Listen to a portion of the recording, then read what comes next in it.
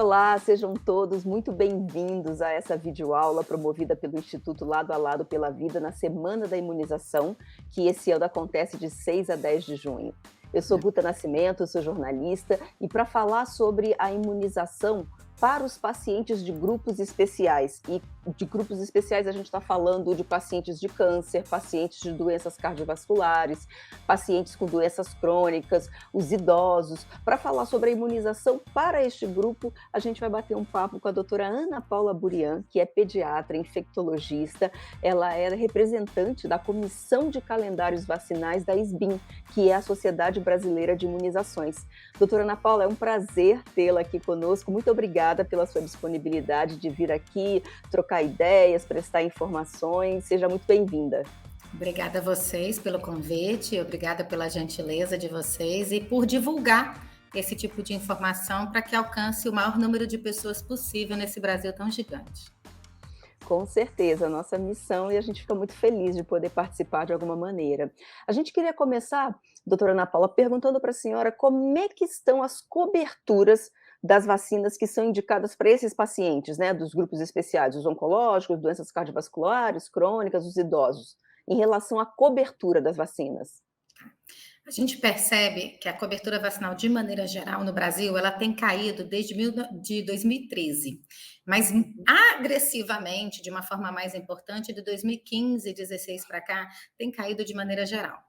A gente mensura muito a cobertura vacinal do público infantil e de pacientes crônicos, a gente tem dados mais robustos na hora da campanha de gripe, que é quando o Brasil consegue mensurar isso de forma mais efetiva. Uhum, Nos pacientes crônicos, cada doença tem um calendário de vacina específico, de acordo com a vulnerabilidade daquela doença, daquele uhum, paciente. Então, as vacinas que um paciente, por exemplo, tem indicação, ou mesmo direito nos centros de referência para imunobiológicos especiais, que são salas de vacina gratuitas do governo, próprias para uhum, vacinar doente crônico, que são chamadas de CRIs. No CRI, essas vacinas são feitas e aí cada doença tem um calendário de vacina específico. Mas é muito difícil no Brasil a gente conseguir mensurar esses dados, porque uhum, depende do lançamento dessas vacinas no Ministério. Só que a gente sabe que isso é muito pouco utilizado, é muito subutilizado. A gente tem uhum, nesse Brasil tão gigante apenas 52 CRIs. O Ministério da Saúde tem feito um uhum, esforço extensivo de liberar verba para ampliar, para aumentar o número de CRIs, para melhorar a estrutura física dos CRIs, mas nem sempre se consegue gastar essa verba. E a gente sabe que esses pacientes, eles estão ficando longevos graças à evolução da medicina e graças uhum, à proteção das doenças que a gente chama de imunopreveníveis, quer dizer, aquelas que existem uhum, em vacina. Mas a uhum, gente entende também que além das fake news que estão sendo disseminadas de forma muito grande, as doenças, elas são reféns do sucesso da vacina, porque uhum, as pessoas já não julgam ser tão importante vacinar para pólio, porque a gente não vê a doença há muitos anos, mesmo um médico que tem sim, pouco tempo de formado, ele não viu pólio. E as pessoas têm na concepção que pólio, por exemplo, é uma doença só de criança, né? uhum, Mas o sim. antigo presidente Franklin Roosevelt, ele pegou pólio, ele tinha mais de 30 anos e ficou com sequelas nas Nossa. pernas, e as pessoas não sabem ou não se lembram disso. Nossa, eu mesma não sabia disso. E a que a senhora atribui, eh, como médica, como quem se relaciona também com pacientes, né, fazendo esse trabalho também de gestão, o que a senhora atribui o crescimento dessa desinformação?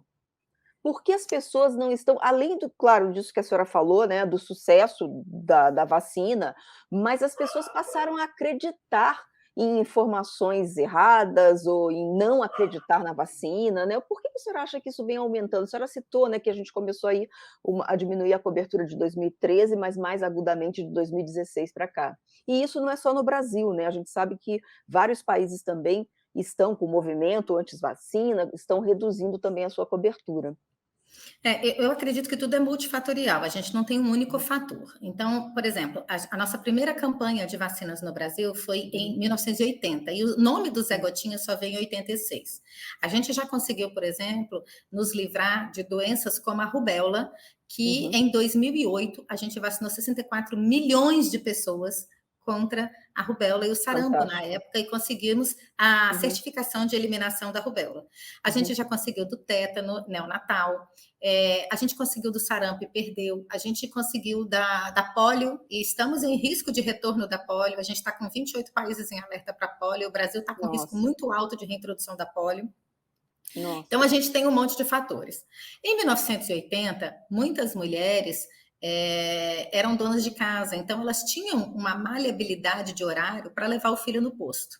Hoje, nós mulheres trabalhamos fora, os Uhum, pais também trabalham fora, e aí o posto muitas vezes só abre num horário uhum, extremamente limitado, que uhum. dificulta a ida para vacinar. Então, a gente não tem posto que abre fim de semana, a gente não tem posto que abre à noite, em sua grande maioria no Brasil.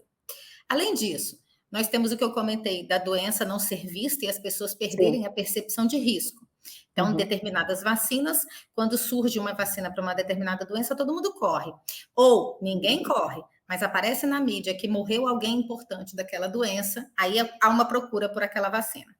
Outro fator é que antigamente a gente não tinha tantas opções de entretenimento. A gente só tinha televisão e rádio, e mesmo na Uhum, TV, década de 80, a gente tinha o quê? 4, 6 canais de TV. E na uhum. hora do Jornal Nacional ou da novela das 8, em Sim, todos os intervalos passava: neste sábado, não perca, leve seu filho para vacinar. Há quantos sim. anos a gente não vê uma campanha desse tipo em massa, uma campanha maciça? Passava até carro Uhum, de música na rua, com um cara no sim. microfone, campanha de vacina, leve seu filho, olha o Zé Gotinha. E aí todo mundo via aquela campanha e Uhum, ficava gravado na cabeça da gente. Hoje a gente não sim. vê. A gente brinca que às vezes tem uma campanha de vacina, mas ela é secreta. Poucas pessoas sabem, e até mesmo dentro dos profissionais de saúde, muitos que não trabalham com vacina não vão saber que está tendo uma campanha. Então, agora no Brasil, de campanhas públicas, Uhum, nós não encerramos a campanha de vacina Covid, então a gente ainda está fazendo mais doses no público adulto, no público idoso, porque o idoso, mesmo ele sendo saudável, ele tem uma coisa que a gente chama de imunossenescência, que é o envelhecimento do sistema imune. Então, os ah, extremos de idade, eles respondem mal à vacina e respondem mal à doença. Então, se eles uhum, tiverem uma infecção, a chance dessa infecção ser mais grave é maior nos extremos de idade. Por quê? Os bebês muito pequenos e prematuros, eles estão com o seu sistema imunológico ainda não a pleno vapor, ele não funciona uhum, muito bem. E os muito idosos, quanto mais idoso, pior é o sistema imune, é como se fosse uma fábrica que já não tivesse tanta peça para trocar, então já não funciona muito bem uhum, a máquina do sistema imune. Então ele já tem falhas. Então, por exemplo, uma infecção urinária pode evoluir com muita gravidade numa pessoa muito idosa, de forma mais silenciosa e virar uma infecção generalizada. Uma gripe no muito idoso, não à toa, eles foram a primeira objetivo, o primeiro público a ser vacinado no Brasil da vacina de gripe foi o idoso.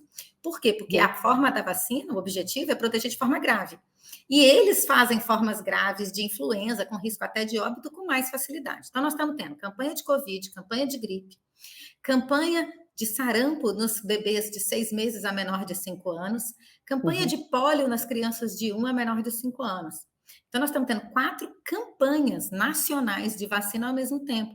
E você, ou muitos dos que estão nos ouvindo, ainda não se atentaram para isso. Certo. A senhora citou agora há pouco, para a gente falar um pouquinho dessa questão do acesso, né, à vacina. A senhora citou o CRIs, né, os CRIs, são apenas 52, é isso que a senhora falou, então, no É, Brasil, né. O que que o paciente deve fazer se ele não está numa cidade onde tem o CRI? Existe um mecanismo para ele ter acesso a essa existe. vacina? Existe. A vacina a gente manda, por exemplo, eu coordeno o CRI do Espírito Santo desde março de 2004. Então, Uhum, como que a gente faz aqui no estado? E isso é replicado no Brasil inteiro. Geralmente, quem pede vacina na sua cidade é uma pessoa que trabalha na Secretaria de Saúde do município, que se uhum, chama o Coordenador Municipal de Imunizações. uhum, Ele que vai fazer o pedido para o Estado, que faz para o governo federal, de todas as vacinas para todas as faixas etárias das pessoas saudáveis. Então, vai pedir uhum, a vacina da coqueluche para gestante, a vacina do HPV e da meningite ACWS para adolescente, as vacinas da rotina para os bebês, para as campanhas, tudo isso. E ele uhum, também vai pedir as vacinas dos doentes crônicos. Infelizmente, nem toda unidade básica de saúde tem um profissional que foi qualificado, que foi treinado para olhar esse cartão desse doente crônico e entender que vacina Uhum. que ele já tomou, que vacina que ele precisa e como eu vou pedir. Então, o paciente tem que ter um laudo médico dizendo a doença que ele faz tratamento e as medicações, porque tem gente que vai ter o direito da vacina pela doença, tem Uhum. gente que vai ter o direito da vacina pelo tratamento. Por exemplo, Uhum. as Sim. doenças que não têm cura, você consegue pedir essas vacinas pela doença. Um paciente com Uhum. síndrome de Down, em qualquer faixa etária, em qualquer poder aquisitivo, é a trissomia, a síndrome de Down, que vai dar direito a várias vacinas.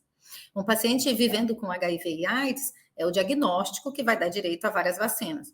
Mas um paciente da reumatologia que usa imunossupressor, um paciente que faz tratamento oncológico, que faz quimioterapia, é pelo tratamento, porque a doença dele é passível de cura. Então, enquanto ele Uhum. faz aquele tratamento, ele tem direito à vacina. Então, ele precisa de um laudo médico, que pode ser do SUS ou do privado, isso não faz a menor diferença. O que faz diferença é Certo. ter a doença e fazer o tratamento. Então, ele vai ter um laudo médico que descreve o que ele tem, o que ele faz tratamento, as medicações que Uhum. ele usa, as doses das medicações, porque em algumas doenças precisa ter a dose também, Uhum. os últimos exames que ele tem, e com esse laudo, com a foto do cartão de vacina, a cópia do cartão de vacina, se ele não tem cartão de vacina, ele vai dizer que não tem, e vai ter que ir no posto já começar pelo menos as vacinas básicas da rotina, e ele Uhum. vai ou na unidade de saúde ou na Secretaria de Saúde e solicita essas vacinas que são enviadas à distância para ele. Ele não precisa, se ele mora longe de um CRI, ele não precisa se Uhum. direcionar ao CRI, ele vai na Secretaria de Saúde da sua cidade e conversa com esse coordenador para pedir as vacinas para ele. Perfeito. É super importante, né, a gente divulgar para o maior número de pessoas, para você que está nos assistindo, compartilhe essa informação de que é possível, mesmo não tendo um CRIA na sua cidade, você ter acesso através desse mecanismo aí que a doutora Ana Paula acabou de explicar. Doutora, para esse público que a gente chama pacientes de grupos especiais, teve alguma atualização vacinal? Muitas vezes o que a gente tem é liberações temporárias para algumas vacinas, por exemplo, até março desse ano, de janeiro do ano passado até março Uhum. desse ano, a vacina pneumocócica 13 valente foi liberada para várias doenças, Uhum. cardiopata, pneumopata. Aí, em março, retornou ao critério inicial, porque era um quantitativo sobrando que tinha no Ministério, de uma quantidade grande, de uma Uhum. vacina super cara, em que o Ministério falou, bom, como a gente está tendo muita vulnerabilidade de infecção por Covid, gerando complicações Uhum. pulmonares, vamos proteger o pulmão desse público. E aí pegou esse Uhum. quantitativo grande de vacina e usou para favorecer muita gente no Brasil. E essa Uhum. vacina acabou, então agora a gente está esperando a compra para chegar, Uhum. ela está até em falta, mas o Ministério já comprou, está esperando Uhum. entregar, e aí volta para os pacientes com câncer em quimioterapia, pessoas vivendo com HIV, transplantado de órgão sólido e transplantado de medula óssea. Mas a gente tem, por exemplo, a vacina de HPV, que ela é liberada para homens de 9 a 27 anos, menor de 27, né, 26 anos e 11 meses, Aham. e mulheres de 9 a 45 anos para várias doenças. Então, muitas vezes essas vacinas vão sendo atualizadas. Entrou ano passado vacina para prematuro, a Ex e a Penta celular para os bebês menores de 31 Uhum. semanas ou menor de 1 quilo. Então, tem vários informes técnicos e atualizações de manuais que vão acrescentando vacinas à medida que elas são lançadas ou acrescentando novas indicações, mesmo que temporárias. E a gente Aham. tem que lembrar também que mesmo as vacinas da rotina ainda estão com baixa cobertura. Então, por exemplo, a Austrália conseguiu reduzir câncer de colo de útero porque vacina todos os adolescentes há muitos anos com a vacina de HPV, coisa que a Uhum. gente não conseguiu ainda no Brasil. E uma outra coisa muito importante, Guta, é que a gente está tendo o seguinte: as pessoas estão muito vulneráveis, seja fisicamente, seja emocionalmente, pós-Covid. E eu Aham. faço uma reflexão junto com você, levando para todo mundo o seguinte: Sim. a gente está tendo uma geração de crianças menores de 3 anos, que aquelas viroses bobas que se tinha, resfriado, Uhum. 11, você tem direito a 11, 12 infecções respiratórias leves no primeiro ano de vida. Aquela criança que descia e brincava na areia do parquinho, que descia Uhum. no prédio e brincava, que ia para a creche, Sim. que o nariz Uhum. escorria e que melhorava, elas não tiveram nada disso. E Uhum. muitas, além de não ter tido esse estímulo imunológico dessas infecções leves, estão com suas vacinas em atraso. Então, o Sim. que está acontecendo? A gente parou de usar máscara, está aglomerando, as crianças estão de volta na escola, e esse público nem usava máscara porque é muito Uhum. pequeno, e estão pegando infecções que antes eram bobas de formas mais graves. Uhum. Quando um pai de uma criança me pergunta assim, doutora, eu preciso mesmo vacinar meu filho, que é criança, para Covid? Eu não estou vendo Covid de forma grave. Eu tenho filhos adolescentes e eu vacinei os Uhum. meus filhos. E eu Sim. faço o seguinte questionamento: quantas pessoas que você conhece, e eu não vou falar de Covid grave, quantas Uhum. pessoas você conhece que tiveram Covid e falaram assim, eu tive perda de memória com Covid? Você conhece alguém que teve isso? Sim. Pois é, pensa numa criança de 6, 7 anos que está fazendo uma alfabetização em muitas vezes ainda online, com perda de Uhum. memória. Como é que essa Sim. criança vai contar para os pais que ela está tendo perda de memória? Como é que isso vai ser mensurado? Sim. Qual o impacto disso de longo prazo na alfabetização e no aprendizado dessa criança que vai ter uma alfabetização deficitária, ou porque ela é à distância, ou Sim. porque ela está tendo perda de memória por Covid leve? Uhum. Sim, Tempos sim. sombrios que a gente está vivendo. Sim, sim, é muito importante isso que a senhora colocou agora muito bem, esse alerta, né, como é que as pessoas podem perceber, né, sinais, a gente sabe muito pouco ainda sobre a covid, né, eu digo pelo tempo, né, dela, Sim, é é uma uma doença doença muito recente, recente. a gente não tem ainda noção, né, das sequelas. E queria perguntar para a senhora uma outra coisa, a gente sabe também que o desenvolvimento da vacina da Covid, que foi num tempo, né, recorde, fantástico, pode deixar um legado, né. A senhora acompanha, sabe de algum estudo que vá de doenças que podem ser a vacina, digamos assim, acelerada por causa desse legado das pesquisas da Covid? Tem várias vacinas vindo aí. As vacinas de vetor viral e de RNA mensageiro, elas não começaram a ser pesquisadas do nada agora. Sim. Já existe estudo com essas vacinas há muito tempo. A gente já Uhum. teve o SARS-CoV-1, que era a Covid que teve há muitos anos atrás. A gente já teve Sim, essa segunda infecção por coronavírus. Então, a gente sim, teve o MERS-CoV na Arábia Saudita, em sim. 2012, e já estava se estudando vacina para isso. A Uhum. vacina do ebola é de vetor viral. Então, tem estudo vindo com vacinas para várias doenças, Uhum. até para o câncer. Então, tem muita vacina Fantástico. vindo. A vacina do HIV está sendo estudada para isso. A vacina do barbeiro, da doença de Chagas está sendo estudada. Sim, A vacina para sim. esquistossomose está sendo estudada. Para histoplasmose, para vírus sincicial respiratório. Tem muita vacina sendo estudada. O que se fez para conseguir realizar a vacina Covid de maneira muito rápida foi a união de muitos laboratórios que pesquisavam essas vacinas. Então, teve uma Uhum. união mundial. Você pode ver que o nome das vacinas e dos laboratórios não está num único lugar. É geralmente a associação. Então, é vacina AstraZeneca, Oxford, AstraZeneca, Fiocruz. É a união de 3 Sim, laboratórios para conseguir realizar. fantástico. É a Uhum. vacina Pfizer-BioNTech, é a união de um laboratório alemão com um americano. Aham. Onde a gente imaginou que a Rússia ia se unir com a Inglaterra, que foram inimigos numa grande guerra, para Sim, tentar fazer estudos da vacina da Sputnik com a vacina da Oxford, para ver como é que podia melhorar a vacina para melhorar a eficácia. Então, no passado, a gente sim. não imaginava que isso pudesse existir. E Sim, isso está vindo como tecnologia, como melhoria.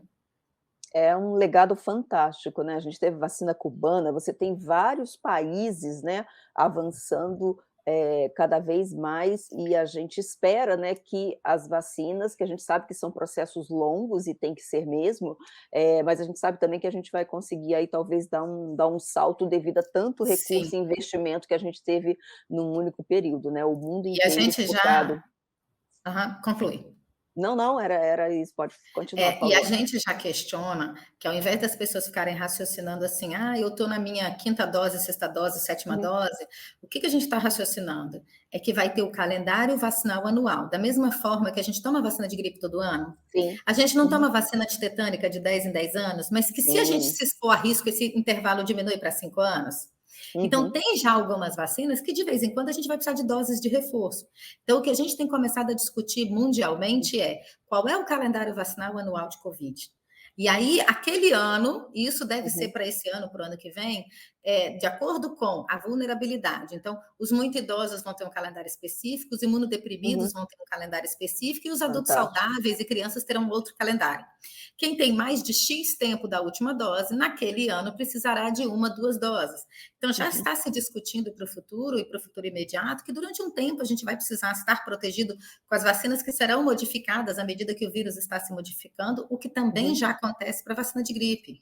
A vacina de gripe de 2022, a tetravalente, por exemplo, ela tem metade da sua formulação completamente diferente da vacina de 2021. Por isso que a gente toma vacina todo ano, porque o vírus se modifica e a vacina também se modifica. Sim. Em relação a isso que a senhora falou, eu queria fazer uma pergunta que é muito importante, porque para a senhora responder como infectologista, que é, muitas pessoas acham que porque perderam uma dose, vamos supor, vacinas que são necessárias 3 doses, elas ficam com receio, se tem que vacinar, começar tudo de novo, se segue adiante. O que que a senhora recomenda como infectologista para quem perdeu ou não sabe exatamente, não lembra se tomou uma segunda dose ou não? Tá. Toda vacina que ela é aplicada, ela é contabilizada, não é perdida, ela é contada.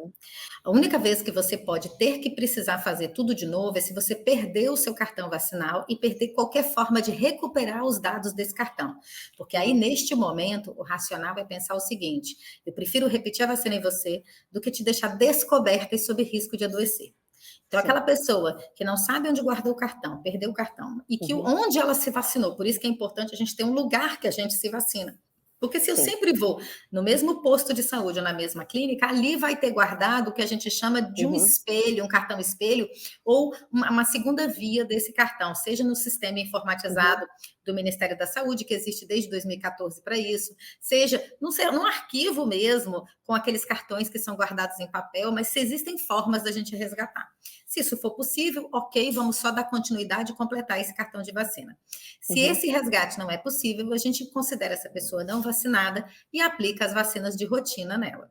Mas o importante é que as pessoas se vacinem. Eu costumo dizer que vacina boa é vacina no braço, não é vacina na geladeira. Com certeza. E falando especificamente para esse grupo de pacientes especiais, e aí a gente repetindo aqui, a gente está se referindo a pacientes de câncer, pacientes de doenças cardiovasculares, pacientes com doenças crônicas, idosos. Queria que a senhora falasse um pouquinho da importância da vacinação para este grupo específico.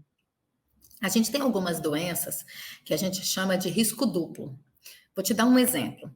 O paciente diabético com a doença do vírus da hepatite B, existe um risco duplo. Então, o paciente diabético, se ele adquirir hepatite B, ele tem risco de evoluir para câncer de fígado e cirrose hepática muito mais rápido do que um paciente saudável. E se o paciente tem hepatite B e ele evolui com uma insuficiência pancreática, ele evolui para diabetes, ele tem risco de evoluir para insuficiência renal, para lesão do pé, que é aquela alteração de sensibilidade vascular periférica, de todas as complicações visual, todas as complicações renais e do diabetes, muito mais rápido do que um diabético que não tem hepatite B. Por isso, um paciente com hepatite B um paciente com diabetes é muito importante que se vacine para hepatite B, porque o risco dele é maior. E para isso a gente tem várias doenças. O paciente cardíaco, ele pode pegar uma infecção pelo vírus da influenza. Esse vírus da influenza, ele causa, além de todas as complicações pulmonares, favorecendo vir por cima uma infecção, por exemplo, pneumocócica, vir uma pneumonia, virar uma infecção generalizada, como ele também, o próprio vírus da influenza, pode causar uma inflamação nas artérias coronarianas cardíacas e ele morrer de infarto. E as pessoas não divulgam isso. Sim. Então, uma gripe, a pessoa, ao invés de morrer no atestado de óbito, não vai ter gripe, vai ter infarto, mas foi causada por uma inflamação do vírus influenza. Então, essas doenças, elas provocam uma vulnerabilidade maior para algumas infecções específicas. Por exemplo, um paciente que tira o baço por algum trauma, alguma cirurgia, anemia falciforme, alguma doença, ele vai ser muito mais vulnerável para bactérias encapsuladas, que são pneumococo, que é a pneumonia, meningococo, que é a meningite, e o hemófilos influenza, que também é meningite. Então, este é um paciente que, por exemplo, a vacina para meningite, ele tem que tomar de 5 em 5 anos. para ele se manter protegido. Então, cada doença, de acordo com aquela vulnerabilidade, tem um calendário de vacina que o objetivo é a gente ficar longevo com o máximo de saúde possível. Então, tem doenças Com que a gente tem certeza. passividade de cura e outras a gente tem que se cuidar para viver bem por muitos anos. Sim. Nossa, fantástico a senhora, dar esses exemplos, e aí eu faço aqui um convite a todo mundo que está nos assistindo, se você conhece pessoas com esses quadros de doenças crônicas, pode ser diabetes, pode ser, né, a hipertensão, as doenças cardiovasculares, câncer, compartilhe essas informações, porque muitas vezes, como a senhora citou lá no início, às vezes os próprios médicos não se atentam, né, para reforçar essa indicação de vacinação, de imunização para esses pacientes, enfim, a dificuldade de acesso, como a senhora muito bem colocou no início, né, das mães de não conseguirem tempo mesmo, porque tem uma sobrecarga, uma demanda, a questão dos postos não estarem abertos, enfim, são muitas coisas, são, como a senhora falou, multifatores, né, que afastam, acabam deixando a imunização mais difícil para a população. Então, a gente agradece imensamente, é sempre um prazer ouvi-la, viu, doutora Ana Paula? A senhora fala com muita clareza, né, muito fácil de entender tudo que a senhora fala em relação à importância. Eu queria pedir para a senhora se despedir fazendo aí um convite, um apelo para esse público, um alerta, né, para todo mundo atualizar a sua caderneta de vacinação. Eu costumo dizer duas coisas. Primeiro, para muita Uhum. situação, existe. Para muita doença, a gente tem vacina. Para arrependimento, não tem vacina ainda. E outra coisa, a gente está vivendo um momento de infodemia, que é um excesso de informação que chega Sim, nos nossos telefones. E isso acontece com informações reais, mas também com muita fake news. Então, quando sim. vocês receberem uma fake news de vacina, pesquisa a fonte, não sai replicando, não sai divulgando. Porque se a pessoa não tem acesso a alguém para perguntar se aquilo é fato real ou se aquilo é uma Uhum. inverdade, e a gente vai divulgando essas informações, é como se eu estivesse falando mal de alguém que não tem culpa de nada. Então, o Uhum. Brasil é um país que a gente conseguiu, através da vacinação, melhorar a qualidade de vida, melhorar a longevidade. A gente tinha uma mortalidade infantil super alta, a gente conseguiu vencer um monte de doenças. Além das vacinas, o que mais teve impacto é hábitos de higiene, como lavagem de mão e saneamento básico, para a gente Uhum. poder melhorar muita doença. Todo mundo tem na família, eu falo que todo mundo vai ser paciente do CRI algum dia ou vai levar algum familiar. Porque é Sim. impossível a gente ter dizer que não temos na família ninguém que passou por um infarto, um AVC, uma diabetes, um quadro oncológico, uma doença crônica, ou que viva com ela, ou que está fazendo tratamento, ou que Sim. já viveu, por exemplo, uma pessoa que já tirou o baço, ela pode ter tirado o baço há 20 anos. Uma pessoa que fez um transplante de rim, ele pode ter transplantado há 10 anos, ele continua sendo um paciente transplantado, ele continua sendo um paciente asplênico.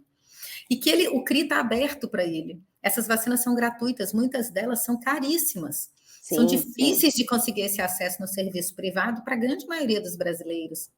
Uhum. E está gratuito, está disponível, tem esse acesso com médicos, com enfermeiros, com técnicos de enfermagem para fazer essa orientação. Então, divulgue e procure. Isso é importante. Muito obrigada, doutora Ana Paula. Muito obrigada aí pela sua disponibilidade, a gente agradece. Até a próxima. Obrigada e parabéns ao Instituto Lado a Lado pela Vida, pela seriedade com que leva todos esses assuntos.